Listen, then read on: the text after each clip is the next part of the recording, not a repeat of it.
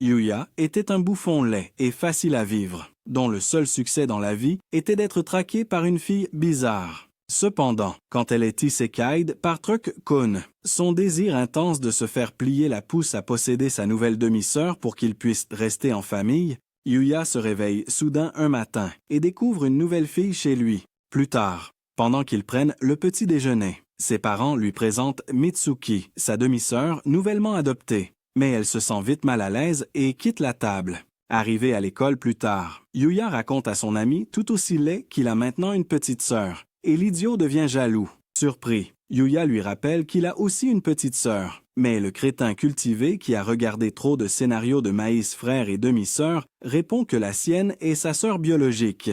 Mais Yuya ne comprend pas les ordures sur lesquelles il est branché. Ensuite, l'abruti commence à lui poser des questions idiotes comme si Yuya l'avait déjà câliné. Mais Yuya lui dit que la fille est arrivée hier et qu'elle ne lui a même pas encore adressé la parole. Plus tard, pendant le cours, Yuya voit Mitsuki courir dehors pendant leur cours d'EPS et en déduit qu'elle est trop lente. Mais il est surpris quand il la voit sourire avec un autre camarade de classe. Quelques heures plus tard, après l'école, il essaie de lui parler en s'excusant d'avoir fait irruption chez elle plus tôt ce matin-là. Et elle lui dit aussi qu'elle est désolée d'avoir utilisé sa chambre avant de s'éloigner. Il se demande comment briser la glace entre eux, et se souvenant que son père lui a dit de la traiter comme un membre de la famille, il la suit, essayant d'engager la conversation, mais elle continue de marcher. Cependant, alors qu'elle monte les escaliers, elle se déconcentre soudainement et tombe, mais Yuya la rattrape rapidement alors qu'elle perd connaissance. Mitsuki se réveille à l'hôpital, et en la voyant, Yuya lui demande comment elle va. Pendant ce temps, elle remarque soudainement un changement dans son corps, mais sans s'en rendre compte. Yuya décide d'aller lui chercher une boisson. Cependant, elle tente soudainement de se lever du lit, choquant Yuya qui essaie immédiatement de l'arrêter. Mais elle l'embrasse intimement, le surprenant, elle revient instantanément à ses sens et le repousse, le choquant. Le médecin se demande ce qui vient de se passer, et il dit au médecin qu'il ne le croirait pas s'il le lui disait. Plus tard ce soir-là, sur le chemin du retour avec la mère de Yuya, celle-ci lui dit qu'elle va vivre seule avec Yuya désormais, car elle et son mari seront absents pendant un certain temps, et lui conseille d'essayer de bien s'entendre avec Yuya. Une fois rentrée chez elle, Mitsuki court immédiatement dans sa chambre et s'effondre sur son lit en repensant à ce qui s'est passé plus tôt. Elle se dit que c'était comme si elle se regardait de l'extérieur en train de serrer Yuya dans ses bras de cette façon et se demande ce qui s'était passé. Elle se souvient aussi avoir vu un fantôme en montant les escaliers, qui l'a instantanément possédée, la faisant sortir de son corps, ce qui l'a fait tomber quelques minutes plus tard. Alors qu'elle essaie de changer d'uniforme, elle remarque quelque chose autour de sa taille et, en enlevant sa jupe, elle est choquée de voir que ses écluses ont maintenant un cadenas. Elle se demande si c'est l'hôpital qui l'a placée, mais un fantôme nommé Iori apparaît soudainement et lui dit que c'est une ceinture de chasteté, ce qui l'effraie. À ce moment-là, le fantôme l'empoigne et possède son corps, faisant sortir son âme instantanément. Mitsuki a peur d'être morte, mais elle est choquée quand elle voit le fantôme, maintenant dans son corps. Se toucher comme Nia Khalifa, elle se sent violée et reprend immédiatement possession de son corps. Mais le fantôme passe à la vitesse supérieure en devenant coquin avec elle, tandis que Mitsuki commence à émettre des sons de plaisir. Iori continue de jouer avec son corps jusqu'à ce que la ceinture de chasteté soit remplie de liquide collant. Ensuite, Mitsuki lui demande comment enlever la ceinture et Iori lui dit qu'elle a juste besoin d'appuyer sur la jauge. Après avoir appuyé dessus, Mitsuki se fâche et demande sa culotte, mais Iori feint l'ignorance. Elle soupçonne immédiatement que Mitsuki veut faire pipi dans Mitsuki. Ne voyant pas sa culotte, elle se faufile dans la salle de bain pour ne pas être vue. Cependant, alors qu'elle s'assoit sur le siège des toilettes pour libérer son eau salée, elle se rend compte que la ceinture de chasteté s'est verrouillée à nouveau. Alors, Iori révèle que la ceinture de chasteté ne se déverrouille que pendant 3 minutes, et une fois qu'elle est verrouillée comme ça, elle ne peut être déverrouillée à nouveau qu'après 1 heure. En entendant ça, Mitsuki est choquée et demande comment ce stupide fantôme s'attend à ce qu'elle aille aux toilettes avec ça. Ce à quoi Iori répond que c'est l'essence même de la fenêtre de 3 minutes, alors qu'elle blâme le fantôme. Frustrée, la mère de Yuya rentre à la maison et l'entend parler toute seule, ce qui l'amène à lui demander si elle est folle ou quelque chose comme ça. Mais Mitsuki nie parler à qui que ce soit. Yuya rentre bientôt à la maison et se rend compte que Mitsuki est dans la salle de bain depuis presque 1 heure, ce qui l'inquiète et il lui demande ce qui ne va pas. Mitsuki, se sentant déjà très pressée, a du mal à parler, mais quand Yuya refuse de la laisser tranquille, elle lui crie dessus, disant qu'elle va très bien. Iori devient jalouse qu'elle puisse parler avec Yuya et entre immédiatement dans le corps de Mitsuki, mais devient incapable de bouger car elle se rend compte que cela forcera l'eau salée à sortir de ses écluses. Mitsuki reprend possession de son corps et retient son urine de toutes ses forces jusqu'à ce que l'heure soit écoulée, et elle déverrouille enfin la ceinture de chasteté, ce qui lui procure une expérience paradisiaque alors qu'elle vide ses entrailles. Suite à cela, dans la chambre de Mitsuki, Iori parle joyeusement de Yuya, le désignant comme son frère, ce qui incite Mitsuki à lui demander pourquoi elle l'appelle ainsi. Elle lui demande comment elle est liée à lui et lui dit de se casser les fesses au Nirvana puisqu'elle est un fantôme. Mais Iori répond qu'il y a quelques conditions qu'elle doit remplir avant de pouvoir le faire. Mitsuki se demande ce que c'est, et Iori répond que c'est pour ça qu'elle a besoin du corps de Mitsuki. Mais comme Mitsuki s'obstine à ne pas lâcher prise, elles vont peut-être devoir coopérer. Iori la transporte ensuite dans une autre dimension, dans le vide, avec 2 escaliers sur lesquels elles se tiennent et une porte du paradis au-dessus d'elle. Hors de portée, Iori commence alors à expliquer qu'elle était autrefois vivante, mais qu'elle a été isekai'd sur l'autoroute par Truck-kun et qu'elle s'est retrouvée coincée dans ce vide par la suite. Elle ajoute que tout ce dont elle se souvient, c'est qu'elle est morte avant de pouvoir avouer son amour à son grand frère Yuya, même si elle ne se souvient pas du type de relation qu'elle entretenait avec lui. Ayant perdu tous ses souvenirs de son passé, Mitsuki a pitié d'elle, et Iori le prend instantanément comme sa volonté de l'aider, car elle se tourne immédiatement vers la porte du paradis pour déclarer que Mitsuki va l'aider. Iori explique en outre que ceux qui n'ont pas pu mourir complètement comme elles doivent quand même grimper jusqu'à la porte du paradis pour la franchir. Elle lui montre la marche qu'elles viennent de construire. Mais Mitsuki ne comprend pas, et Iori poursuit en disant que le cœur sur sa ceinture de chasteté mesure à quel point elle est satisfaite de sa vie amoureuse. Donc, chaque fois qu'elle devient désordonnée et développe une intrigue, il se remplit, ce qui construit les marches jusqu'à ce qu'elle puisse enfin atteindre la porte du paradis. Elle ajoute que c'est pour ça qu'elle a besoin du corps de Mitsuki, pour qu'elle puisse développer toutes les intrigues qu'elle n'a pas pu avoir avec Yuya avant de mourir. Mitsuki s'y oppose, mais Iori lui dit calmement qu'elle n'a pas d'autre choix que de l'aider. Sinon, elle restera coincée avec la ceinture de chasteté pour toujours, ce qui la rend triste. Le lendemain, à l'école, à l'heure du cours de gym, Mitsuki va se changer aux toilettes au lieu des vestiaires, car elle ne veut pas que quiconque voie sa ceinture suspecte. Sinon, elle risque de faire les gros titres. Arrivée sur le terrain de course, Iori est excitée car elle est dans la même classe que Yuya, mais Mitsuki a l'air d'avoir avalé une grenouille et dit qu'elle déteste le cours de gym car la seule chose qu'elle bat à la course, c'est votre iPhone 6 dépassé. Elle est bientôt appelée pour un sprint de 100 mètres. Et alors qu'elle se dirige à contre-cœur vers la piste, Iori propose de courir à sa place. Dès le début de la course, elle démarre comme Usain Bolt et bat le record de la plus rapide de l'école. Tout le monde est surpris qu'elle soit si douée en course et elle marche la tête haute tandis que Yuya la regarde. Cela met Mitsuki mal à l'aise, mais Iori lui dit qu'elles doivent montrer à Yuya leur bon côté pour stimuler son amour pour elle. Cependant, Mitsuki répond qu'elle se fiche qu'il l'aime ou non, mais Iori la choque en lui disant que si elle ne devient pas coquine avec Yuya le plus vite possible, le niveau de satisfaction baissera progressivement et elle tombera de cette marche et mourra aussi. Mitsuki retourne auprès de ses camarades de classe, attristée par les informations qu'elle vient d'entendre, et elle se sent soudainement oppressée. Cependant, elle est trop timide pour demander à aller aux toilettes. Voyant qu'elle est trop léthargique, Iori prend possession de son corps et demande au professeur la permission d'aller aux toilettes. En la voyant partir en courant, Yuya la remarque. Plus tard, dans le vestiaire, alors qu'elle se prépare à aller aux toilettes tout en reprochant à Iori de l'avoir embarrassée devant toute la classe, Yuya apparaît, inquiet qu'elle ne se sente pas bien, alors il lui prend la main et l'emmène de force à l'infirmerie pour qu'elle soit examinée par l'infirmière. Pendant qu'il va chercher l'infirmière, Mitsuki est sur le point de se faire dessus et, alors qu'elle lutte pour retenir, Iori lui suggère de fertiliser le vase de fleurs qui se trouve à quelques centimètres. Cependant, alors qu'elle tente de réaliser cet acte malicieux, Yuya et l'infirmière entrent, la choquant alors qu'elle se soulage sur elle.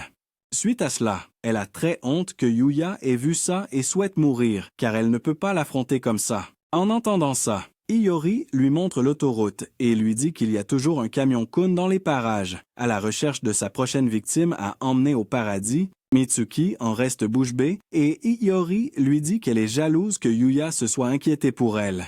À ce moment-là, sa tante, Nanami, apparaît et la ramène chez elle, une fois rentrée. Alors que Mitsuki enlève ses chaussures, Yuya ouvre soudainement la porte de la salle de bain sans savoir qu'elle est revenue, et quand elle voit tout ce qu'il a emballé en 4K, elle est effrayée par la taille de son engin. Après un moment, pendant que Mitsuki se baigne, Iori fait de son mieux pour la convaincre d'essayer de s'entendre avec Yuya, mais elle reste réticente, ce qui incite Iori à lui demander si elle en a marre de vivre. Quelques instants plus tard, Iori se met dans le plus simple appareil et rejoint Mitsuki dans la baignoire pour commencer une autre scène PG que Mitsuki apprécie même si elle fait semblant de ne pas aimer. Plus tard, après leur acte impie, Mitsuki se lève pour partir mais découvre que la porte est bloquée. Yuya le remarque et propose de l'aider à l'ouvrir, car elle peut encore être ouverte de son côté. Cependant, alors qu'il tente de l'ouvrir, Nari Iori prend possession du corps de Mitsuki et l'attire à l'intérieur, le choquant.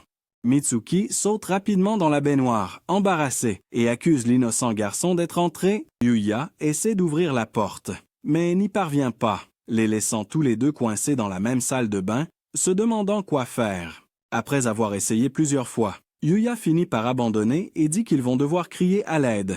Voyant que Mitsuki est toujours nu dans la baignoire, il enlève son gilet dans l'intention de le lui donner, mais Mitsuki se met sur la défensive, pensant qu'il va encore lui montrer son gros truc. Après avoir mis son gilet, ils s'assoient tous les deux et, bien que Mitsuki se sente mal à l'aise, Yuya lui dit qu'il n'a jamais eu de fille dans sa vie et qu'il ne sait donc pas comment l'aborder. Il s'excuse pour tout ce qu'il a pu lui faire, ce qui l'irrite, mais elle répond qu'il n'a pas à s'inquiéter car elle est connue pour toujours être un oiseau en colère. Yuya révèle que sa mère est décédée avant même qu'il ne la connaisse et que son père étant toujours absent à cause de son travail. Il se sent toujours seul, alors il était heureux quand il a appris qu'il avait maintenant une sœur. Mitsuki répond cependant qu'elle a détesté ça parce qu'elle a dû changer de nom de famille de force et qu'elle a du mal à s'adapter après ce crétin. Elle raconte que son père s'est entiché d'une jeune femme, ce qui a causé le divorce avec sa mère. Après ça, cet idiot les a mises à la porte. Mais sa mère ne s'est jamais remise de cette expérience parce qu'elle ne pouvait pas vivre sans qu'un manhomme n'entre et ne sorte fréquemment d'elle, ce qui l'a poussée à fréquenter et à rompre avec de nombreux crétins comme son mari. En entendant cela, Yuya lui dit qu'ils ne lui feront pas la même chose, mais elle rétorque qu'il ne peut pas encore le savoir. Cependant, il lui dit qu'il n'a pas l'intention de la rendre triste, ce qui la fait immédiatement rougir et la jauge de cœur se remplit. La surprenant, soudain, Yuya entend quelqu'un à l'extérieur et crie instantanément, leur disant que Mitsuki et lui sont coincés dans la salle de bain. Mitsuki est embarrassée et essaie de se cacher pour éviter d'être vue avec lui dans la salle de bain, mais elle tombe, ce qui la met, elle et Yuya, dans une position compromettante. La personne à l'extérieur ouvre la porte et les trouve dans cette position, et elle s'excuse effrontément d'interrompre leur moment d'intimité. Plus tard, la jeune femme se présente à Mitsuki comme étant Yuuki, l'amie d'enfance de Yuya, mais Mitsuki se sent intimidée par sa poitrine imposante, ce qui la rend de mauvaise humeur à l'école le lendemain, car elle n'a que des piqûres de moustiques en guise de poitrine. Quand elle rentre à la maison et trouve Yuuki avec Yuya, elle devient jalouse et prend un ton désagréable avec Yuya, ce qui l'amène à se demander ce qui ne va pas. Encore une fois, il décide de s'excuser d'être resté coincé dans la salle de bain la veille, mais elle lui dit sarcastiquement que c'est grâce à Yuuki qui est venu à leur secours. Elle mentionne ensuite qu'elle pensait qu'il lui avait dit qu'il n'avait jamais eu de fille dans sa vie, mais il se trouve qu'il y a une fille qu'il appelle même sa sœur. Yuya lui dit qu'il peut s'expliquer et ajoute que Yuuki était plutôt comme un grand frère qui avait l'habitude de lui botter les fesses. Elle est partie il y a longtemps et il est également surpris quand elle est revenue avec l'air d'une bombe atomique. Toujours jalouse, Mitsuki se lève pour partir, mais Yuuki l'appelle pour venir manger du gâteau, mais elle répond qu'elle doit aller aux toilettes. Aux toilettes, Iori exprime son mécontentement d'avoir une nana avec de gros ballons autour de Yuya. Elle dit à Mitsuki qu'elles doivent travailler ses petits bourgeons si elle veut gagner contre Yuuki. Iori lui montre ensuite la jauge de cœur, lui faisant remarquer que la couleur est un peu différente. Elle explique ensuite que la jalousie et le stress relationnel la font baisser plus vite et que si l'insatisfaction devient trop forte, la jauge peut disparaître d'un coup, entraînant sa mort. Pendant ce temps, alors que Yuuki et Yuya mangent dans le salon, le pervers ne peut s'empêcher de fixer ses cuisses chaudes et souhaite pouvoir jouir dessus. Yuki le taquine en disant qu'il la voit maintenant comme une femme et alors qu'il tente de répondre, Mitsuki, maintenant manifestement possédé par Iori, l'interrompt et commence à agir de manière bizarre autour de Yuya. Cela fait croire à Yuki qu'ils s'entendent très bien, mais Mitsuki remarque soudain que Yuki fixe son fantôme et se demande si elle peut la voir. Iori décide de faire du mal à Yuki et lui jette délibérément le gâteau sur ses melons d'eau, en faisant semblant de tomber. Mais Yuki lèche doucement la crème d'une manière suspecte, ce qui agace encore plus Iori. Yuya attrape rapidement un tissu pour elle, mais Mitsuki devient jalouse aussi et pousse Iori, la faisant tomber sur Yuya, qui attrape et enfouit accidentellement sa tête dans ses gros seins. Iori devient encore plus jalouse et demande soudainement à Yuya de choisir ce qu'elle préfère entre les petites et les grosses poitrines. Mais l'idiot cultivé répond qu'il aime toutes les tailles. Iori s'excite alors que deux nouvelles marches se forment, tandis que la jauge de cœur se remplit. Mais Mitsuki a très honte que cela lui arrive. Le lendemain, Nanami leur rend visite, l'air très fatigué et épuisé. Et alors que Mitsuki lui offre de l'eau, elle trébuche et la fait tomber au sol, exposant sa poitrine à la vue de Yuya. Plus tard dans la matinée, Yuki arrive pour demander à Yuya d'aller à l'école ensemble. Elle invite Mitsuki à se joindre à eux, mais Mitsuki refuse parce qu'elle est jalouse. Pendant ce temps, alors qu'elle s'éloigne, elle se met à parler avec Iori qui n'en a toujours pas assez de Yuki qui lui vole la vedette. Cependant, alors qu'elle se retourne pour la regarder, elle est choquée de voir Yuki la fixer et se demande si elle peut la voir. Plus tard à l'école, Mitsuki se rend compte qu'elle a oublié de porter sa culotte et alors qu'elle s'en plaint, Iori lui dit que la ceinture de chasteté est toujours correcte, mais Mitsuki n'est toujours pas satisfaite. Elle est bientôt invitée par une amie à déjeuner dehors. Cependant, une fois dehors, elle découvre que le vent n'a qu'une seule mission: soulever sa jupe. L'autre fille part chercher les boissons et, pendant que Mitsuki essaie de se couvrir en attendant, Yuya apparaît et lui demande pourquoi elle l'évite toujours. Yuki les interrompt et dit à Yuya d'arrêter de déranger la pauvre fille.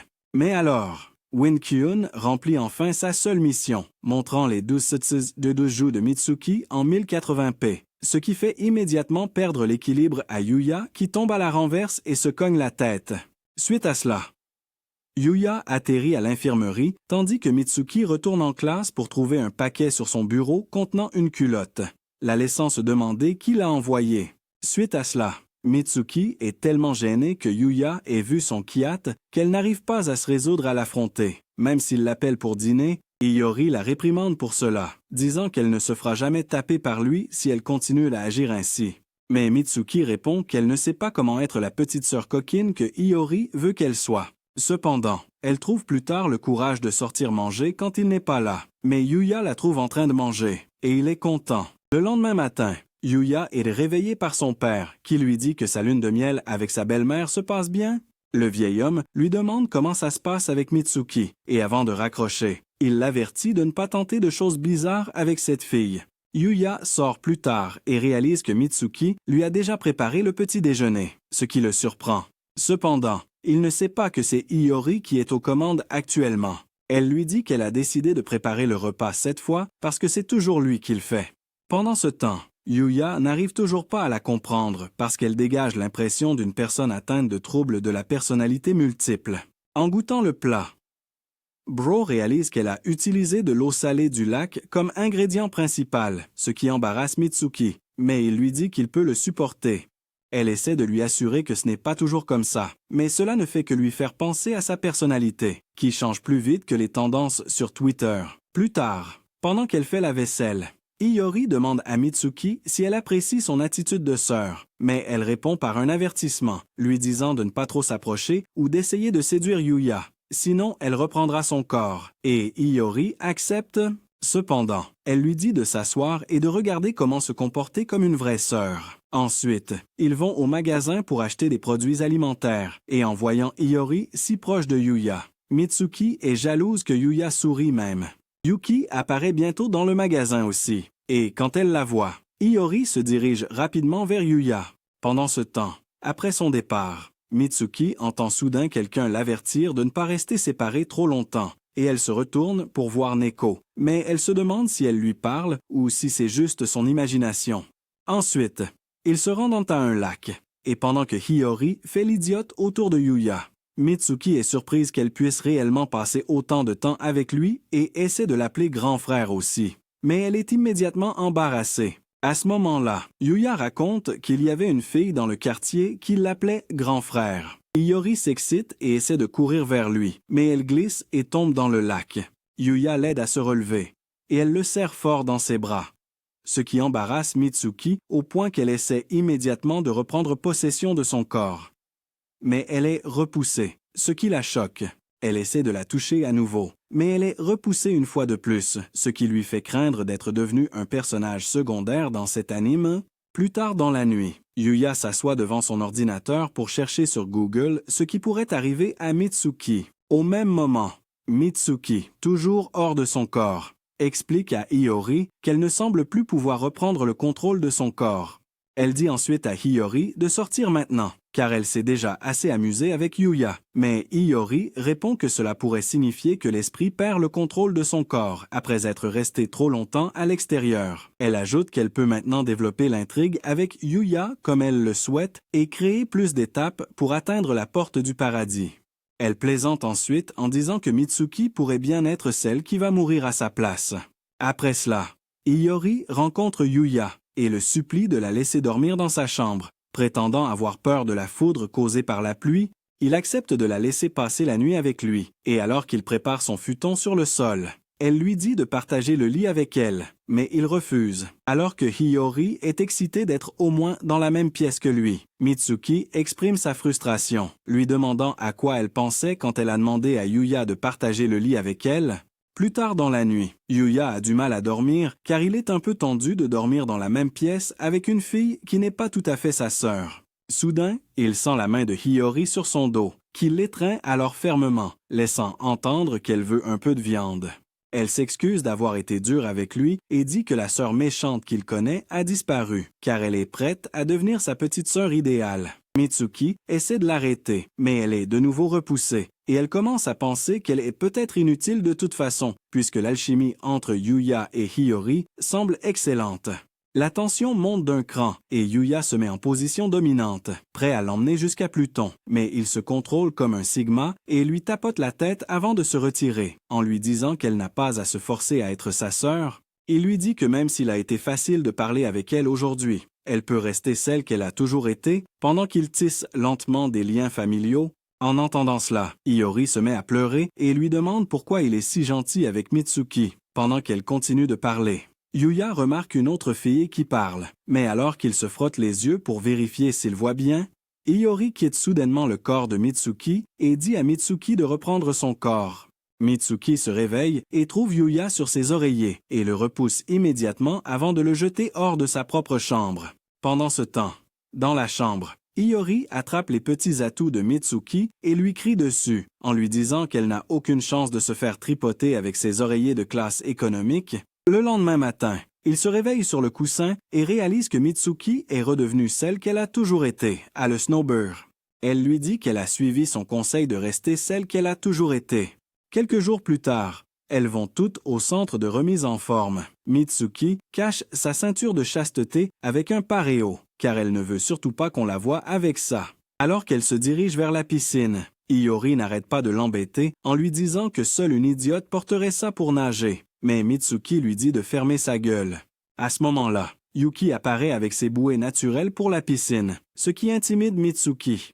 Alors qu'elle compare sa taille à celle de Yuki, Hiyori lui dit d'arrêter, l'encourageant en disant que les petits melons sont tout aussi bien que les gros.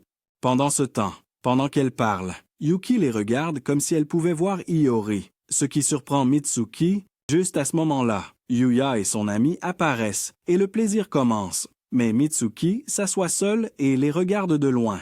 Remarquant cela, Neko lui demande pourquoi elle ne joue pas avec eux et elle répond qu'elle n'aime pas être dans l'eau. Mitsuki lui retourne la question et Neko révèle qu'elle les a juste accompagnés ici, car son père est le propriétaire de l'endroit. Pendant ce temps, Iori entre en scène. Frustrée que Mitsuki ne saisisse pas l'occasion de se rapprocher de Yuya, Mitsuki répond qu'elle ne veut pas perdre ses règles en s'amusant et qu'en plus, elle ne sait pas nager.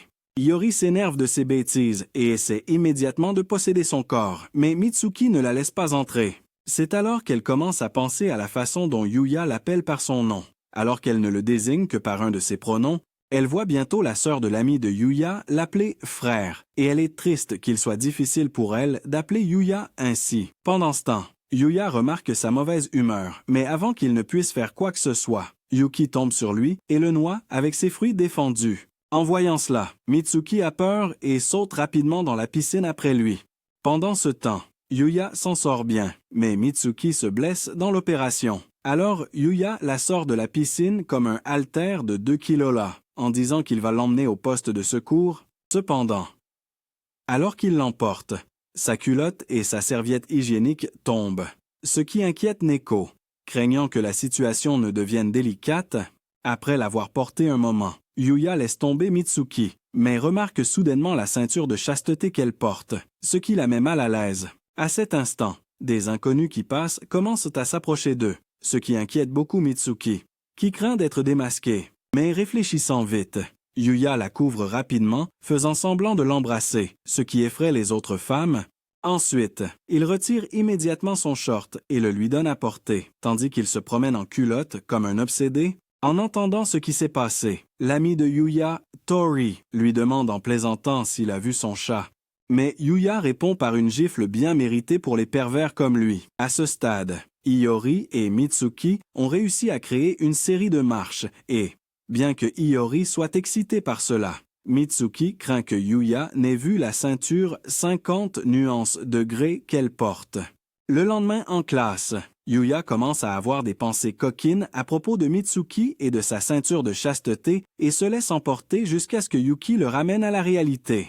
Elle dépose ensuite un paquet sur son bureau et en vérifiant, il découvre que ce sont les culottes de Mitsuki. Il lui demande pourquoi diable elle lui a apporté ça et elle lui dit qu'elle s'attendait à ce que Mitsuki tombe malade à cause de ce qui s'est passé la veille. Il est donc la prochaine option à laquelle elle a pu penser. L'idiot devient louche et commence à frotter la culotte sur son visage dégoûtant en repensant à Mitsuki.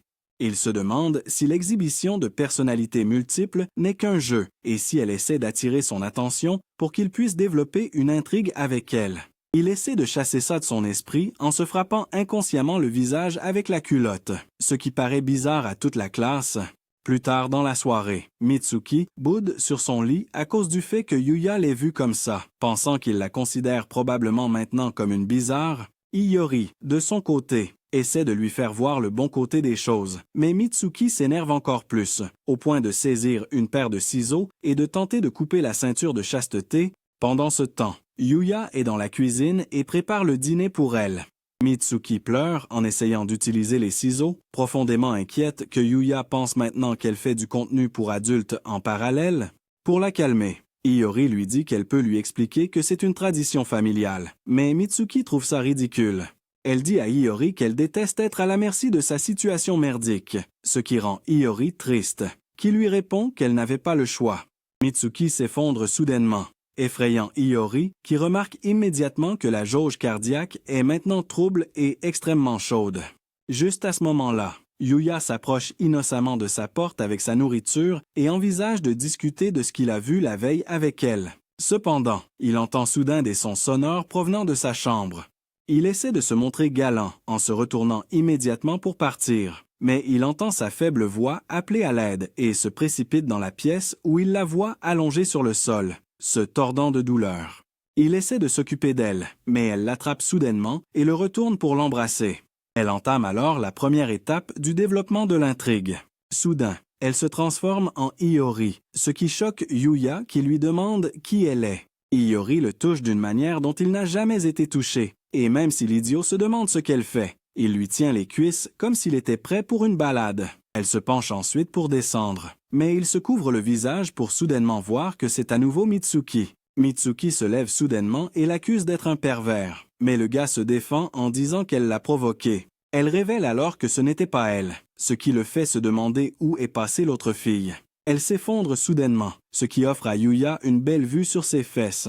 Cependant, il parvient à la couvrir et à prendre soin d'elle. Le lendemain matin, Iori est ravie que la jauge de cœur soit revenue à son état normal et qu'elle ait pu être un peu coquine avec Yuya. Mais Mitsuki est triste d'avoir définitivement ancré dans l'esprit de Yuya l'idée qu'elle est une fille facile.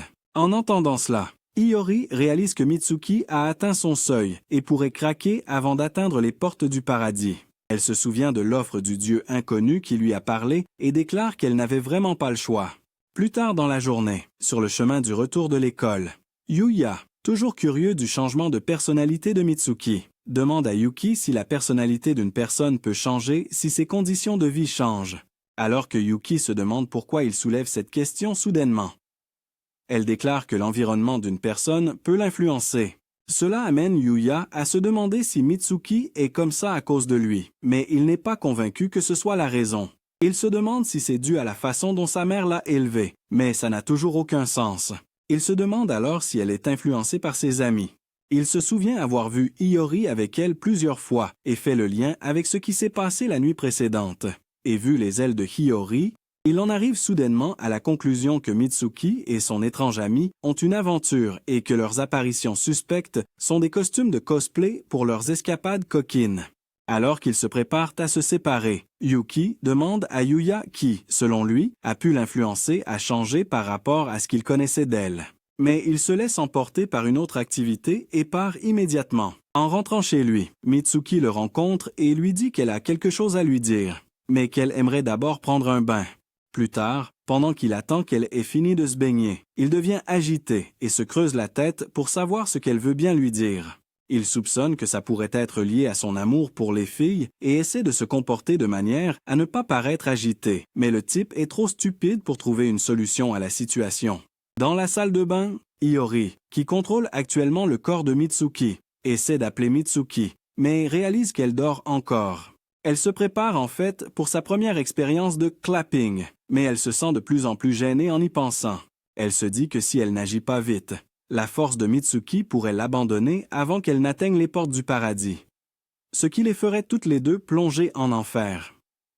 Alors, elle se lève, déterminée à saisir cette opportunité puisque Mitsuki dort encore et ne pourra pas l'arrêter. Quelques instants plus tard, elle apparaît dans sa chambre avec une chemise et sans sous-vêtements, ce qui embarrasse Yuya. Elle s'assoit à côté de lui et essaie d'aborder le sujet de vouloir coucher avec lui, mais elle devient très timide, ce qui lui fait penser qu'elle a été infectée par la timidité de Mitsuki. Elle décide alors de le pousser sur le lit et de le chevaucher, mais alors qu'elle s'apprête à le faire, elle glisse et tombe dans ses bras, ce qui la rend encore plus timide.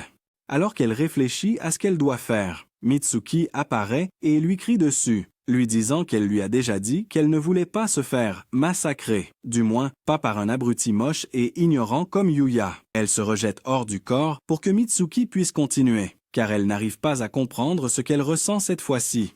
Pendant ce temps, Yuya la serre dans ses bras et lui dit qu'elle n'a pas à se forcer à s'ouvrir à lui. Il lui demande ensuite si ce qu'elle veut lui dire, c'est qu'elle est attirée par les filles comme elle, en précisant qu'il l'a vue plusieurs fois avec une étrange jeune fille déguisée en ange avec des ailes. En entendant cela, Iori et Mitsuki sont choqués et Iori passe immédiatement sa main devant le visage de Yuya pour voir s'il peut dire, mais elle réalise qu'il ne peut pas. Yuya lui dit qu'il écoute et ne juge pas, mais lui conseille de faire attention à l'étendue de ce qu'elle fait, surtout avec le cadenas qu'elle porte actuellement autour de son truc. Cela embarrasse Iori et elle le jette hors de la pièce. À partir de cet instant, Mitsuki commence à agir étrangement et ne parle pas directement avec Yuya parce qu'elle a trop honte. Quelques jours plus tard, alors que Mitsuki et son amie, Ayaka, déjeunent ensemble, Ayaka vérifie le repas de Mitsuki et lui dit qu'elle va prendre du poids si elle continue à manger tout ça sans faire d'exercice, ce qui fait que Mitsuki se sent mal. Ayaka ajoute que le mieux serait qu'elle assiste aux cours de sport, ce qui pousse Mitsuki à demander si elle peut encore s'inscrire à ce moment-là. Ayaka répond que la plupart des groupes sportifs sportifs acceptent de nouveaux membres à tout moment de l'année. Elle suggère qu'elles aillent voir les clubs de sport après l'école et après son départ. Iori dit à Mitsuki qu'elle aurait dû refuser la suggestion, car elle ne veut rien qui réduise son temps avec Yuya. Cependant, Mitsuki lui dit qu'elle va le faire quand même, car Ayaka insiste depuis un moment. Alors Iori lui dit qu'elle est seulement autorisée à visiter les clubs et qu'elle ne doit pas envisager de s'inscrire. Après l'école, Mitsuki et Ayaka visitent le club de tennis et Mitsuki reçoit une raquette pour jouer, mais elle s'épuise rapidement après avoir joué n'importe comment et elle supplie Iori de l'aider. Iori refuse d'abord, mais décide d'aider quand Mitsuki s'effondre. Dès qu'elle prend la raquette, elle se transforme instantanément en Serena Williams à petit budget, choquant tout le monde par son talent. Voyant cela, le capitaine du club de tennis l'approche, lui demandant de rejoindre l'équipe immédiatement, mais l'idiot la submerge rapidement avec trop d'informations et de règles. Effrayant Mitsuki, après cela, elle se dirige vers le club de football. Dès que le match commence, Mitsuki devient aussi perdue que Yu face à un examen de calcul. Alors Iori reprend le contrôle et élimine immédiatement tous ses adversaires à la Messi avant de mettre le ballon au fond des filets. La capitaine est tellement excitée d'avoir un Maradona dans son équipe qu'elle supplie Iori de rejoindre l'équipe pour la prochaine Coupe du Monde. Et Iori accepte instantanément sans consulter la propriétaire du corps. Mitsuki s'y oppose immédiatement, mais Iori affirme que participer à la Coupe du Monde attirera sûrement l'attention et les éloges de Yuya. Cependant, Mitsuki s'en fout complètement. Ensuite, elle est emmenée dans une pièce privée pour s'inscrire, mais en voyant tous les formulaires inutiles qu'elle doit remplir, Mitsuki repart comme si elle s'était fait rouler dessus par un camion. Se demandant pourquoi tous les capitaines sont comme ça, elle décide de jeter un coup d'œil à d'autres clubs, mais découvre que les conditions ne sont pas meilleures. Alors, elle se dirige finalement vers le club de kendo, où elle voit Yuki. Elle leur dit qu'elles commenceront par les bases. Mais juste à ce moment-là, Yuya et son ami arrivent avec Neko, et en les voyant, Iori dit à Mitsuki, « C'est l'occasion de vaincre Yuki devant Yuya. » Mitsuki s'approche donc de Yuki et la défie soudainement en duel, ce qui la choque, mais elle accepte quand même. Alors que Iori se prépare à se battre, déterminée à faire payer Yuki pour s'être approchée de son grand frère. Elle porte le casque, mais elle est immédiatement repoussée par l'odeur nauséabonde qui s'en dégage. Cependant, elle parvient à l'enfiler, mais alors qu'elle se prépare à la combattre, elle commence à se déconnecter, ce que Toriyama prend pour la technique de l'ivresse. Iori essaie de supporter l'odeur, mais finit par se déconnecter pour éviter de mourir une deuxième fois, exposant Mitsuki à l'attaque de Yuki et la mettant KO instantanément. Plus tard, lorsque Mitsuki reprend conscience, elle plaide en faveur de Yuki, lui demandant de lui pardonner. Mais Mitsuki répond qu'elle n'est pas en colère contre Yuki, mais contre un certain idiot qui flotte dans les airs. Elle dit ensuite à Ayaka qu'elle en a fini d'essayer les clubs de sport, et Ayaka suggère qu'elles essaient plutôt les clubs culturels. Toriyama propose rapidement de se joindre à elle. Elle l'ignore et s'en vont, ce qui l'amène à se demander s'il est vraiment aussi laid que les gens le disent. Suite à cela, Mitsuki et Ayaka essaient différents clubs culturels, mais ne sont toujours pas satisfaites de l'expérience. Ils finissent donc par arriver au club de théâtre, et Mitsuki est choquée d'y trouver Yuya et Tori. Elle demande à Neko pourquoi ils sont là, et elle explique qu'ils étaient innocemment venus voir le club de théâtre. Mais Yuya a été enrôlé pour un rôle, car il y a une pénurie de garçons dans le club. Mitsuki demande ensuite quel est le sujet de l'histoire, et Neko lui dit que c'est l'histoire d'amour d'un homme déchiré entre sa demi-sœur et sa petite amie. La pièce commence bientôt, et Yuya, le protagoniste, a du mal à choisir entre sa petite amie, Neko, et sa demi-sœur, qui est Mochi, la sœur de Tori. Neko apparaît soudainement et demande à Yuya de l'épouser, ce qui rend Mochi triste. Cependant, le jour du mariage, Neko apparaît en tenue décontractée et non en robe de mariée et brise le cœur de Yuya. Elle pousse ensuite Mitsuki, vêtue d'une robe de mariée, sur scène, surprenant Yuya, car cela ne figure pas dans le script. Pendant ce temps, Mochi est attachée pour l'empêcher d'interrompre, même si c'est censé être son rôle, mais elle parvient à se libérer. Alors qu'elle s'approche du couple, elle marche sur la robe de Mitsuki, la faisant tomber et révélant sa ceinture de chasteté sous sa robe. Mitsuki se réveille soudainement et réalise que c'est un rêve. À ce moment-là, Yuya apparaît dans un soie-sapron, la faisant crier de choc. Mais elle se réveille et réalise que c'est aussi un rêve. Elle voit Ayaka, sous stéroïdes, allongée à côté d'elle, la choquant également. Mais c'est encore un rêve. À ce moment-là, il reçoit un message et va vérifier, pour voir un message laissant entendre que l'un des rêves pourrait être vrai. La semaine suivante, Neko apparaît avec 2 billets pour l'aquarium et les donne à Yuya, lui demandant s'il aimerait y aller. Voyant cela, Tori demande ses propres billets, 2, et Neko répond qu'elle les a déjà donnés à sa petite sœur. Mais ça l'énerve encore plus parce qu'il sait que ça ne l'atteint pas, puisqu'il sait qu'il doit être le type le plus agaçant sur la liste noire de sa sœur. Plus tard dans la soirée, Mitsuki rentre de l'école fatiguée, et quand Hiyori lui demande pourquoi, elle répond que c'est de la faute de Hiyori parce qu'elle l'a empêché de dormir la nuit précédente en lui faisant des choses interdites. Et Hiyori se défend en disant qu'elle doit se masser les melons fréquemment pour les faire grossir. En entrant dans la maison, Mitsuki trouve un magazine suspect dans le salon et est choquée qu'une telle chose se trouve dans la maison. Alors qu'elle feuillette les pages, Hiyori lui montre que Yuya doit vraiment aimer les filles qui ont de puissantes armes de destruction massive et lui propose de faire grossir les siennes. Elle sort immédiatement une baguette magique et lance un sort qui les fait instantanément gonfler. Ils continuent de grossir jusqu'à éclater, mais Mitsuki se réveille soudainement de son rêve.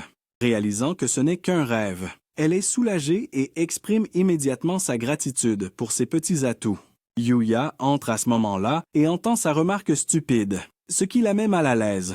Cependant, elle s'enthousiasme quand Yuya lui montre les billets pour l'aquarium et lui demande si elle aimerait y aller. Le lendemain, ils partent tous les deux pour l'aquarium. Et en sortant de la maison, Hiyori, qui est manifestement aux commandes, serre Yuya fort contre elle. Il rencontre Yuki, et Yuya lui demande si elle veut venir, mais elle refuse, ce que Hiyori souhaite secrètement. Dans le bus, Yuya est surpris qu'elle soit si excitée à l'idée d'aller à l'aquarium, et Hiyori répond qu'elle est contente d'y aller avec lui, ce qui le fait rougir. Arrivé à l'aquarium, Hiyori regarde les poissons avec enthousiasme et court partout comme un enfant libéré d'une mère protectrice. Pendant ce temps, Mitsuki est gênée d'être ici seule avec lui, car cela donne encore plus l'impression d'être un rendez-vous. Elle commence immédiatement à paniquer comme une idiote en pensant à ça. Elle repousse Hiyori hors de son corps pendant ce temps, choquant Hiyori, qui lui dit que ce n'est pas le bon moment pour revenir. Yuya appelle Mitsuki à ce moment-là, et elle est encore plus gênée en pensant que c'est plus comme un rendez-vous. Un enfant la heurte, et elle tombe à genoux, mais elle jouit pendant ce temps, remplissant la jauge de cœur. Plus tard, en marchant, Yuya se tourne vers Mitsuki pour lui dire que beaucoup d'enfants courent sans surveillance, ajoutant que l'entrée à l'aquarium est payante pour les enfants, mais à un prix modique. Il ajoute que lui, Yuki et d'autres amis venaient souvent jouer ici quand ils étaient plus jeunes.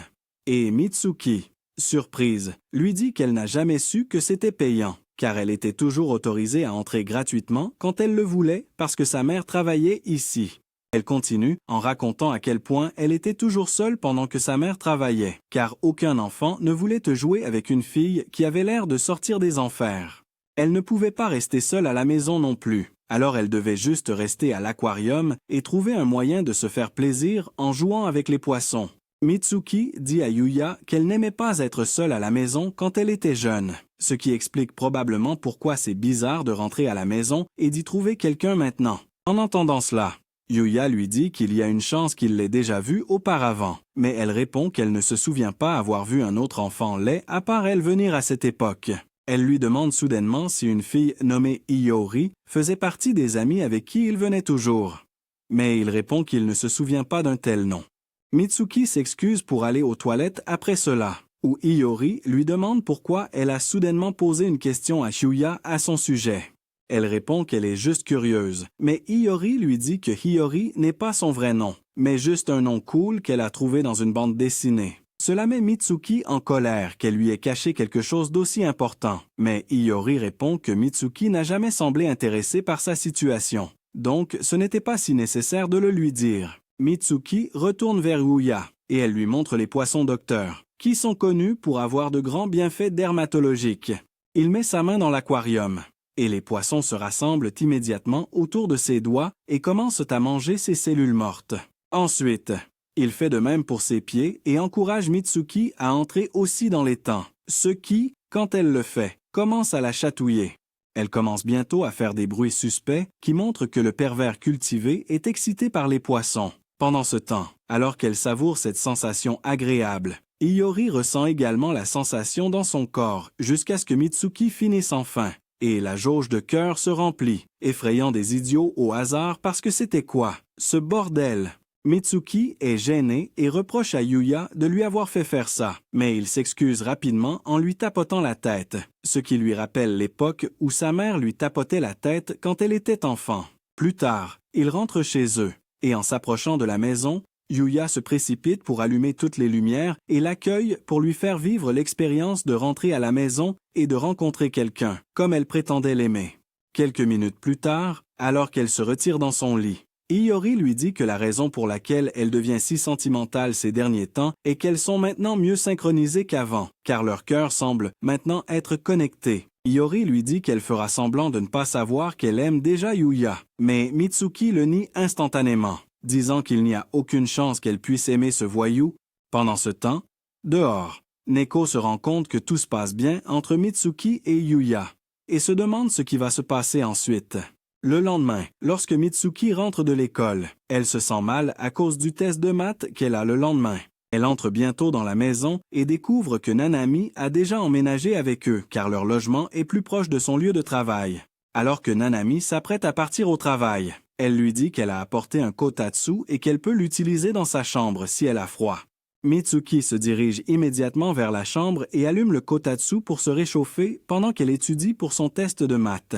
Cependant, quelques minutes plus tard, la fainéante commence à avoir sommeil. Iori commence aussi à bâiller, mais Mitsuki lui dit d'arrêter car ça ne ferait que lui donner encore plus envie de dormir. Iori répond qu'elle a aussi sommeil, ce qui choque Mitsuki, qui se demande comment diable un fantôme peut avoir sommeil. Les deux idiotes s'endorment bientôt, et juste à ce moment-là, Yuya rentre de l'école. Il voit les chaussures de Nanami à l'entrée et entre pour voir si elle est là, mais il la trouve endormie avec son étrange ami à côté d'elle. Il se demande quand elle est venue et se dit que Mitsuki a peut-être vraiment ce genre de relation avec elle. Il la voit bientôt essayer de résoudre des problèmes de maths et réaliser qu'elle a tout faux. Il n'est pas surpris. Après tout, elle n'est pas si intelligente et il décide de corriger toutes les réponses pour elle. Pendant qu'il y est, il commence à avoir sommeil lui aussi et les rejoint pour dormir sous le kotatsu. Quelques minutes plus tard, Mitsuki a soudain l'impression d'être attachée et remarque une main étrange qui agrippe ses petits seins. Elle remarque que c'est Yuya et se demande pourquoi il fait ça alors qu'il ne semble même pas avoir d'atome crochu. Cependant, elle réalise qu'il dort encore, pensant que c'est sa mère. Alors elle se fâche et gifle son visage dégoûtant, mais il ne se réveille pas. Mitsuki découvre bientôt qu'il a corrigé les mauvaises réponses pour elle, et elle est embarrassée quand il se réveille. Il lui dit qu'il est heureux d'être sous le kotatsu avec tout le monde et lui demande si son ami est déjà rentré, ce qui la choque. Plus tard, alors que Mitsuki retourne dans sa chambre, Yuya se plaint de se sentir léthargique après avoir trop dormi sous le kotatsu, mais cela ne fait que faire penser à Mitsuki qu'elle doit être un fantôme de Tamu, car quel genre de fantôme se sent léthargique? Après cela, elle va à la cuisine pour cuisiner pour Yuya, et pendant qu'elle fait les préparatifs, Iori la taquine en disant qu'elle a l'air de cuisiner joyeusement pour son mari, mais Mitsuki nie et dit qu'elle le fait seulement parce que la cuisine est son hobby. Elle pense au déjeuner qu'elle lui a préparé, puis part à la recherche de sa boîte à lunch. Elle découvre qu'elle est toujours dans son sac, et bien qu'elle hésite à fouiller dans son sac, Iori possède rapidement son corps, ouvre le sac, puis laisse le reste à Mitsuki. En vérifiant le sac, Mitsuki est surprise de trouver une autre boîte à lunch plus grande que celle qu'elle a donnée à Yuya, et se rend vite compte que, bien que le type ait tout mangé de l'autre, il n'a pris que quelques bouchées du sien, ce qui la rend triste. Yuki apparaît bientôt avec la boîte à lunch, et Mitsuki se rend compte qu'elle est derrière l'autre boîte à lunch dans le sac de Yuya. Yuki révèle qu'elle n'a commencé à lui préparer le déjeuner que récemment, car il a dit qu'il préparait lui-même son déjeuner. Et en entendant cela, Mitsuki lui dit ironiquement qu'elle est la bienvenue pour lui préparer son déjeuner, puisqu'il ne semble pas aimer celui qu'elle lui prépare. Yuya est Tori à ce moment-là, et Yuya remarque instantanément que Mitsuki est de mauvaise humeur. Comme d'habitude, elle tente de s'éclipser, mais voyant son humeur, Yuki propose rapidement de préparer le dîner pour tout le monde et invite Mitsuki à cuisiner avec elle.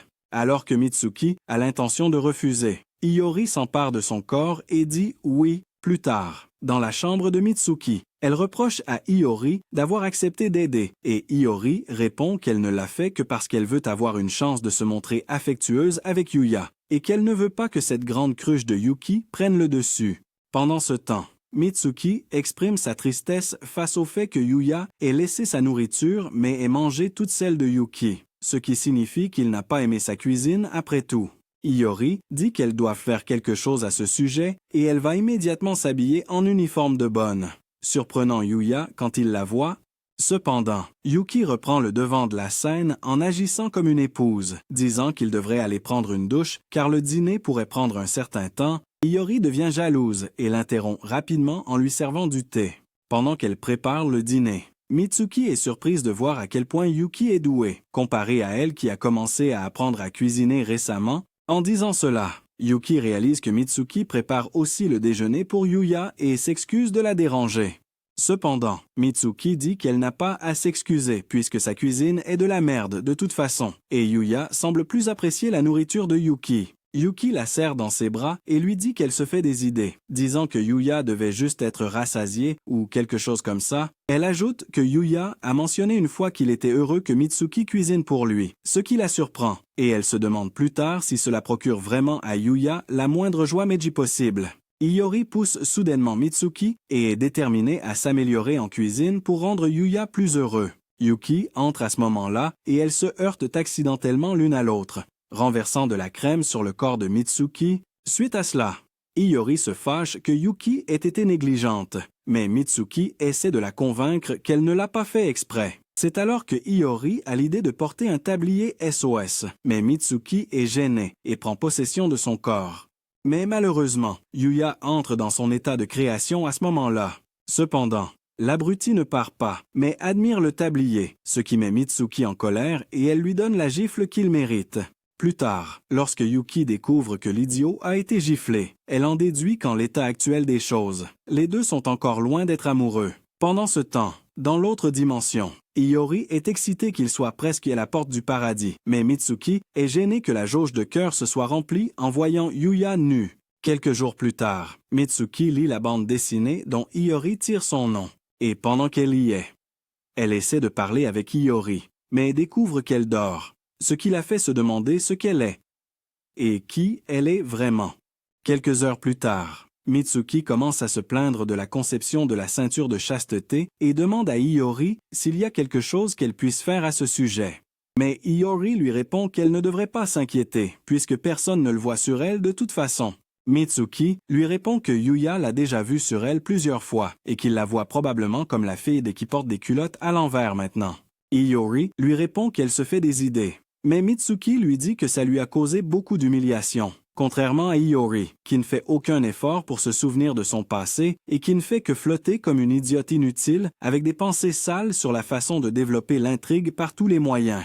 Iori lui répond qu'elle n'y peut rien, mais Mitsuki pense que c'est des conneries et lui dit qu'elle doit faire au moins quelques efforts. Iori se sent blessée et lui dit que ça ne sert à rien puisqu'elle est déjà morte avant de disparaître.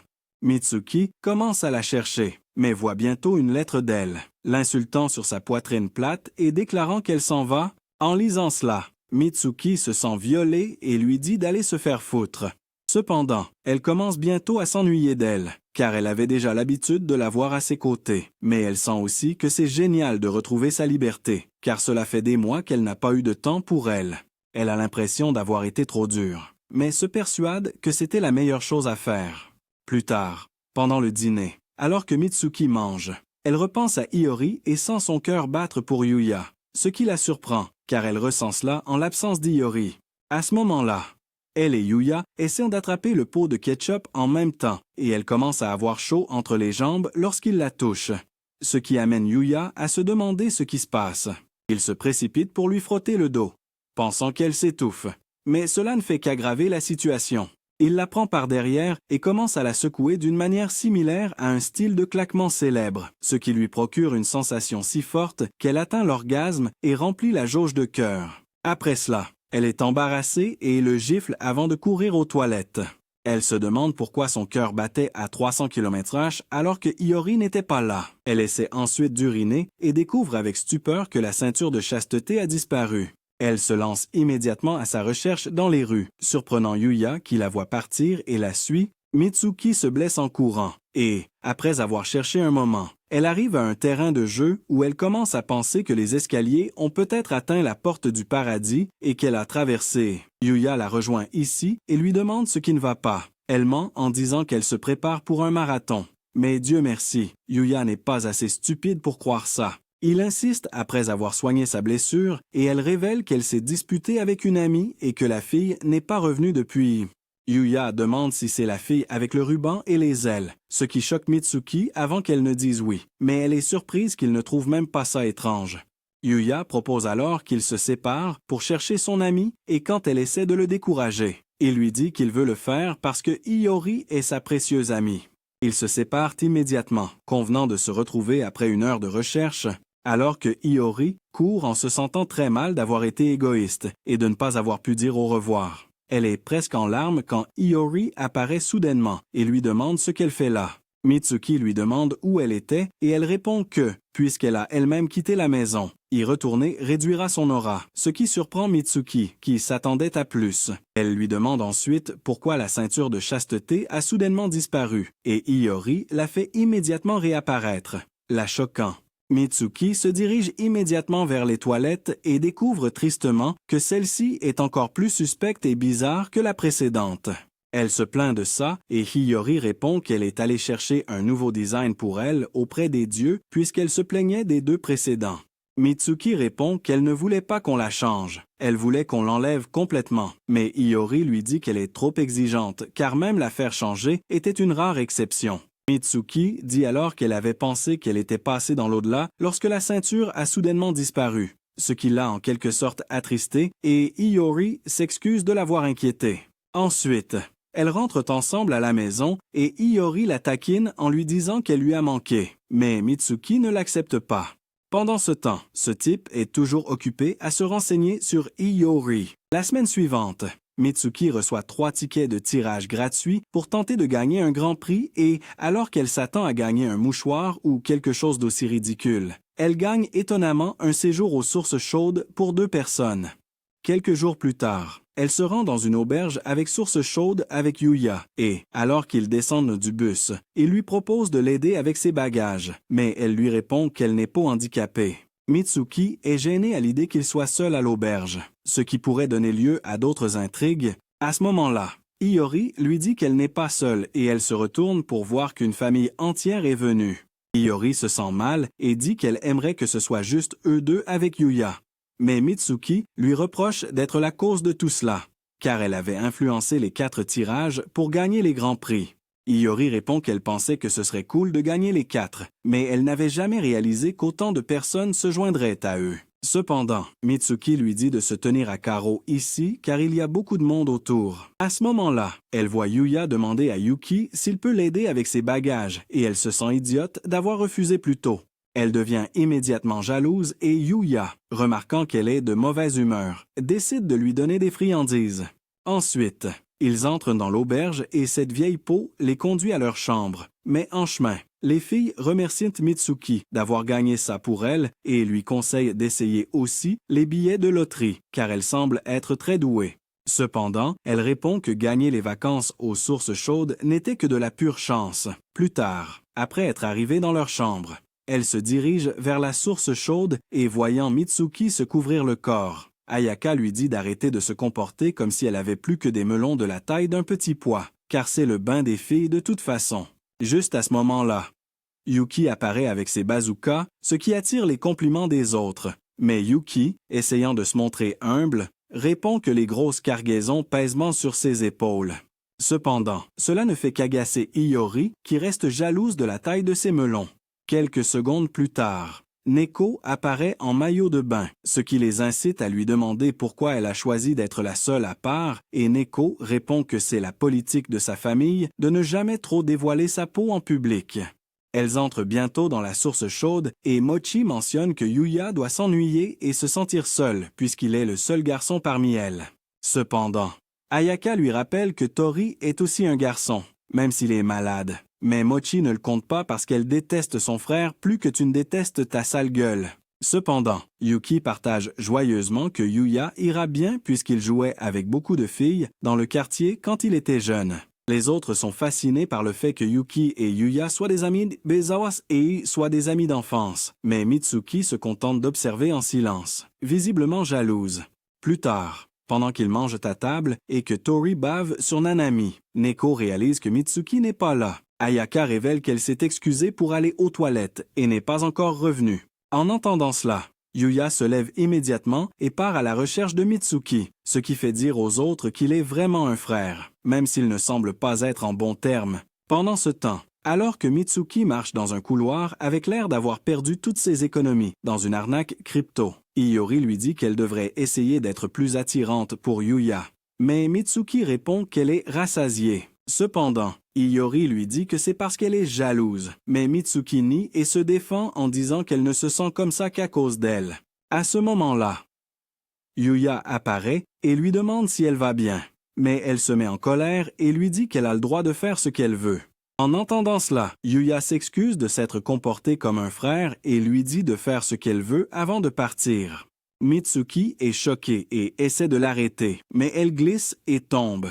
Yuya se précipite vers elle immédiatement, mais il voit de façon inattendue son armure de complot suspecte, et en réalisant cela, Mitsuki lui donne une gifle avant de s'enfuir. Yuya se demande ce qui ne va pas chez elle, et à ce moment-là, Nanami, ivre, l'attrape soudainement par derrière et se colle à lui, mais Du lui dit qu'il ne sort pas avec des cougars. Pendant ce temps, Iori pousse Mitsuki au sol à l'extérieur de son corps et lui dit qu'elle ne peut pas suivre le rythme de la merde qu'elle fait. Elle décide de prendre le relais à partir de là et se dirige immédiatement vers le bain mixte avec l'intention d'aller danser devant lui. Mais elle le trouve, lui et Yuuki, dans une position compromettante. Quelques instants plus tôt, Yuya était juste dans le bain, en train de penser à la façon dont Nanami avait vomi sur lui quand il a soudainement trouvé Yuuki, ce qui les a embarrassés. Il se demande pourquoi elle est là, et c'est à ce moment qu'il réalise qu'il est entré par erreur dans le bain mixte en se précipitant pour se laver après avoir été aspergé du contenu d'estomac dégoûtant de Nanami. La conversation devient vite suspecte entre eux, et quand Yuki essaie de partir, elle tombe, les ballons en avant. C'est à ce moment qu'Iori entre et, en les voyant, elle sort instantanément du corps de Mitsuki, laissant Mitsuki gérer ça, qui devient alors embarrassé et part immédiatement. Le gars s'inquiète et la suit rapidement pour pouvoir s'expliquer et la rencontrer. Elle lui dit qu'elle se fiche de ce qui s'est passé entre eux. Il essaie de la toucher, mais elle lui dit de retirer ses mains cultivées dégoûtantes et Yuya répond que personne n'essaie de se cultiver avec elle. Cependant, elle fait remarquer qu'il vient de le faire avec Yuuki, faisant réaliser à Yuya qu'elle est jalouse. Elle le nie immédiatement. Mais il lui caresse la tête et lui dit qu'il est heureux qu'elle lui prépare le déjeuner, ce qui la fait rougir. Il lui propose alors de la porter sur son dos, mais elle veut un autre genre de promenade sur le dos. Ensuite, alors qu'elle est assise dans la salle d'arcade, Yuki l'approche pour s'expliquer, mais elle répond que ça ne la dérange pas, ni eux, ni rien de tout ça. Cependant, alors que Yuki s'en va, elle lui dit qu'elle ne perdra pas contre elle, ce qui agace un peu Iori parce que ça ne peut que signifier qu'elle leur déclare la guerre. Pendant ce temps, Neko, qui était assise près d'eux et les écoutait, en déduit que Yuki baisse déjà sa garde. Alors elle décide de secouer un peu Yuya. Au milieu de la nuit, elle rencontre Yuya et lui demande soudainement si elle a des sentiments pour Mitsuki. Yuya est surpris et se demande pourquoi elle lui demande ça soudainement. Ce à quoi elle répond qu'elle est devenue curieuse après avoir vu ses interactions avec Mitsuki et Yuki plus tôt dans la soirée. Il est surpris que Yuki soit également dans la discussion et lui dit que Yuki est plus comme une sœur aînée pour lui, car ils ont toujours été ensemble depuis l'enfance. Donc, il n'a aucun sentiment envers elle. Neko lui pose ensuite des questions sur Mitsuki, en disant qu'il ne la connaît au moins pas depuis l'enfance. Et il répond que même si Mitsuki est peut-être mignonne, elle est maintenant devenue une famille et il la voit comme une petite sœur. Neko lui explique que la loi autorise une relation entre deux beaux enfants non apparentés. Ce qui le choque, puis elle lui demande à nouveau s'il n'a vraiment jamais imaginé qu'il puisse se passer quelque chose entre eux. Il lui dit que non. se disant qu'il ne peut pas lui avouer qu'il a eu des pensées indécentes en la voyant porter sa culotte qui fait frire le cerveau. À ce moment-là, Neko lui prend le visage et lui dit qu'il complique les choses, qu'il est un crétin qui n'a aucune expérience en matière de câlins. Elle lui dit ensuite qu'elle se demande ce qui se passerait si elle réveillait son côté coquin et l'embrasse. Le lendemain, il fait la grasse matinée et, peu importe comment Tori essaie de le réveiller, il ne se réveille pas. Mochi et les autres filles entrent à ce moment-là et trouvent Tori dans une position étrange au-dessus de Yuya. Mochi court pour le faire tomber, pensant qu'il était sur le point de lui faire des choses. Cependant, Tori explique qu'il essayait de réveiller Yuya, mais qu'il ne réagit pas pendant ce temps, alors qu'ils se rassemblent autour de lui, se demandant ce qui ne va pas. Bro se réveille soudainement et, en regardant autour de lui, il voit Mitsuki avec un air mignon et réservé. Alors il la complimente, ce qui choque les autres. Il lui dit ensuite qu'elle aurait été une sœur très agréable, car elle n'était pas toujours grincheuse comme un broquet frustré. Yuki est surprise qu'ils disent ça et se penche pour demander, car il est encore à moitié endormi, mais il attrape étonnamment son oreiller moelleux et le presse un peu avant de dire que ces conneries peuvent fournir assez de lait pour New York. Elle est gênée et lui donne une gifle avant de sortir de la pièce en courant. Juste à ce moment-là, Neko apparaît et affirme qu'elle est responsable de cela en utilisant un livre qu'elle a trouvé sur l'hypnose. Elle ajoute qu'elle a seulement rendu Yuya honnête avec ses vrais désirs, ce qui s'estompera au bout d'un moment. Elle leur dit ensuite de lui poser la question qu'ils veulent, car il y a de fortes chances qu'ils obtiennent des réponses honnêtes. Plus tard dans le bus sur le chemin du retour, Yuya parle brutalement et honnêtement de tous ses amis, et, en arrivant à destination, Nanami s'excuse en disant qu'elle doit s'occuper de certaines affaires. Cependant, avant qu'elle ne parte, Yuya déclare soudainement qu'elle aurait plus de succès auprès des garçons, si seulement elle était modeste et pouvait contrôler sa consommation d'alcool. Pendant ce temps, en entendant cela, Mitsuki repense à ce que Neko a dit concernant le fait de lui poser n'importe quelle question pour laquelle elle veut des réponses. Plus tard dans la soirée, alors que Yuya se retire pour se coucher, il dit à Yuki qu'elle a vraiment beaucoup changé, ce qui l'incite à lui demander ce qui a changé chez elle, et il répond qu'elle semble avoir gagné en gentillesse. Cependant, il ajoute qu'elle n'a pas à se forcer à changer son passé. Yuki rencontre bientôt Mitsuki qui lui dit qu'elle peut rentrer chez elle. Elle s'occupera du reste, ce qui excite Iori à l'idée qu'elles seront seules avec Yuya. Yuki essaie d'abord de refuser, mais mentionne soudainement que Mitsuki devrait aller bien puisque son partenaire est là. Mitsuki et Iori sont choqués et Yuki leur dit qu'elle a toujours eu un don pour le surnaturel depuis qu'elle est jeune. Elle ajoute qu'elle avait décidé de ne pas en parler avant parce qu'elle s'est rendue compte que Iori n'a pas l'air méchante et qu'elles s'entendent bien toutes les deux. Après son départ, Mitsuki sert une tasse de thé à Yuya pendant qu'il dort et il se réveille immédiatement quand elle part. Il commence alors à penser à toutes les cochonneries qu'il a faites dans la journée, surtout à Yuki, et se dit qu'il doit s'excuser. Cependant, l'abruti recommence immédiatement à désirer toucher ses airbags, mais il se raisonne. Soudain, il commence à penser à Mitsuki aussi, et à ce que Neko lui a demandé, et les flashs de sa culotte suspecte lui reviennent à l'esprit, qu'il pense être une culotte de cosplay. Pendant ce temps, dans la chambre de Mitsuki, Iori suggère qu'elle commence à faire des avances à Yuya, puisqu'il a déjà dit qu'elle était mignonne. Mais Mitsuki répond que Yuya a dû vouloir dire qu'elle n'est pas mignonne, parce qu'elle est toujours grincheuse. Elle ajoute également que la jauge se remplit sans trop d'efforts de toute façon, car il suffit de faire vibrer le cœur d'Iori. Iori affirme instantanément que le cœur de Mitsuki vibre aussi et la pousse immédiatement sur le lit pour commencer à faire des choses sales dont ton cul de célibataire a toujours rêvé. À ce moment précis, Yuya fait irruption, l'air d'un prédateur en mission, et s'approche d'elle, ce qui fait rougir Mitsuki qui pense qu'il va la punir avec sa verge puisqu'il est toujours sous l'influence hypnotique. Cependant, il lâche soudain qu'elle devrait arrêter de porter ses culottes suspectes parce que ce n'est pas cool. Mitsuki se met en colère immédiatement et jette l'abruti hors de sa chambre. Au même moment, dans un café, Neko éclate de rire en se demandant s'ils sont tous les deux idiots, car elle ne s'attendait pas à ce résultat après avoir tout organisé pour eux. Alors que Mitsuki réfléchit à ce que Yuya vient de dire. Iori redevient sobre et lui dit de la suivre. Elle montre à Mitsuki que les marches ont maintenant atteint la porte du paradis et qu'elle est sur le point de la franchir. La porte s'ouvre et elles se tiennent la main en montant les escaliers.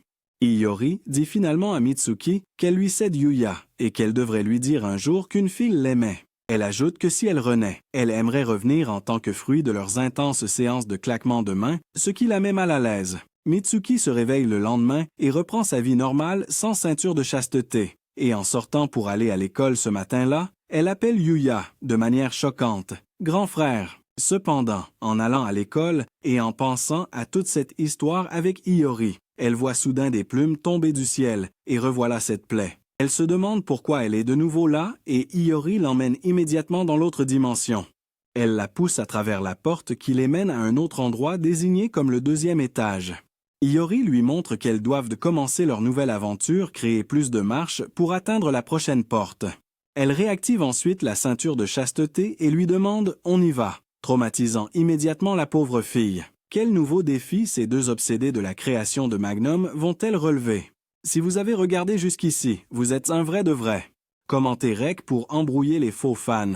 Mettez aussi un like à cette vidéo si vous l'avez aimé et si vous voulez regarder un autre récapitulatif comme celui-ci. Cliquez sur cette vidéo ici